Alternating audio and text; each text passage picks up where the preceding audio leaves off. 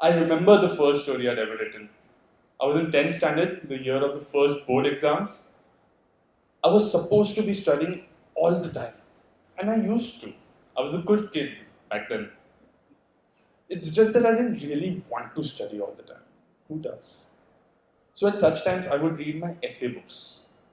If my mom asked, I was studying. And for me, I was reading something, which is always a pleasure. Being the youngest in the family, I had a ton of essay books handed down to me. And I read them all. I especially enjoyed reading autobiographies of things, umbrellas and coins and notebooks, and you know what I'm talking about. But in all of them, I noticed the thing, the main character, was either in a dustbin or discarded, and it was remembering its glory days. I didn't quite like that. I thought I'd write an essay where the thing was now the prized possession of someone, and I'll trace that journey of how it got there. A sort of sequence of events started playing out in my head, and I wrote down the autobiography of a dictionary. I did not call it a story back then, just an autobiography, or if I wanted to be too technical, an essay. But this was the first time I'd written something without any real prompt. I was so proud of myself. The next day I went to school, burning with this fierce pride that the writer in me had awoken, and every word coming out of me was gold. I sought out my English teacher. I never really liked her. I always sort of thought my English was better than hers.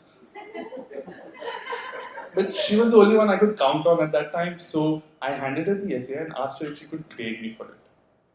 We had two types of essays, 8 mark and 10 mark. 8 mark essays were usually short 600 words, and a 10 mark essay was a good 1000 plus words. I told her it's a 10 mark essay.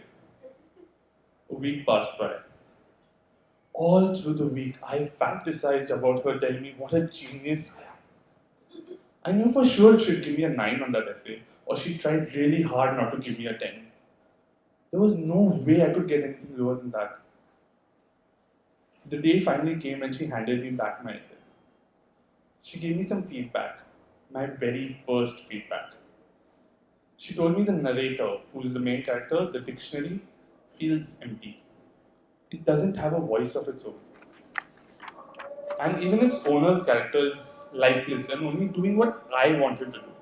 What he is, what he does, who he is, doesn't come true. I said he's a student and it's obvious, isn't it? I could see it so clearly in my head. She said, you haven't mentioned that anywhere. It was so clear to me. I thought her brain must be working on a lower level than mine. I didn't say this, of course. She returned my essay back to me and said, it's okay. Maybe you should stick to simple stuff. This is too imaginative. On my essay, she had written the score and got a 5 on 10. I am so envious of those writers who had teachers who encouraged them to write. My teacher never encouraged me to write. She was worried she'll have to read my work again. So I did not write. I was done with prose until 4th year of engineering, almost 6 years later. At the risk of this story sounding like a Chetan Bhagat novel, in my 4th year of engineering, I was in love. If you've ever done engineering, you'll know that the final year is always very chill, and there's a ton of time available for other pursuits, shall we say. I was a very aimless kid. I didn't know what I wanted to do with my future. All I used to think was I'd grow a large beard, open a small library hut in some Himalayan village and call it a life. Maybe teach the local kids English. You can't really call that an ambition though. And the girl I was chasing was head fast ambitious. Obviously, I couldn't dazzle her with my coding skills. I copied my code from her. I can't code to save my life. But I wrote shitty poetry, and those close to me knew I loved reading and writing. I used to tell her this as well, hoping the romantic ideas of growing a beard and writing will attract her. It did. In the movie Dead Poets Society, Robin Williams tells his students this. So avoid using the word very because it's lazy. A man is not very tired, he is exhausted. Don't use very sad, use morose. Language was invented for one reason, boys, to woo women. And in that endeavor, laziness will not do. I decided, fuck it. I'm going to write her a story. I told her I'm writing a book for her. Now that got her attention. The hug she gave me. I still haven't quite forgotten that. It took me 2 weeks to write it down, and I ended up with a 10-page book. I sent it to my friend Raghav to read, and he was the first person to call it a short story. And I went, okay, short story is a better word for this. I remember that story very clearly. The lead character, me, was living a life of isolation, and the goddess fell down to earth and I stumbled upon her. And she somehow ended up saving my life from that lonely existence. I really can't believe I'm telling you this. Till date, I have not been able to go back to that story, edit it, or even read it. But when I finished writing the story, in my head it was glorious.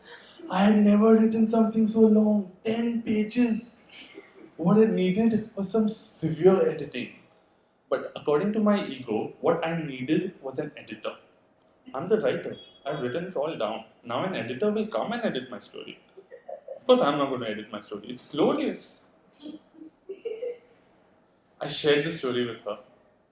She read it, came and told me, it was a good start for a budding writer, and I have a ton of feedback to give you. In my head, I was raging.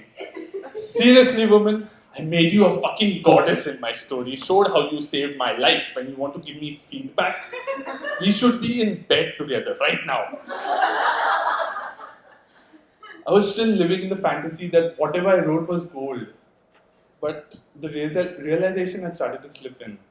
I had to put in some actual work into my writing. That's when my bubble of self-image burst. I humbled myself. It took me a few months and a lot of reading of some good writers to do that. After engineering, I took up a small job as a content writer for a startup company. Suddenly, writing stories took a backbone and writing clickbait articles became the thing.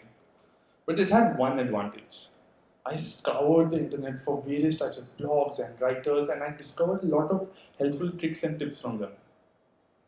I read a blog telling me that any writer worth his while should read the book Stephen King's On Writing. I did. I have laughed, I have cried, I have hugged that book and slept. Reading it helped me understand the writer inside me better. If you've read it, you know. My ego deflated.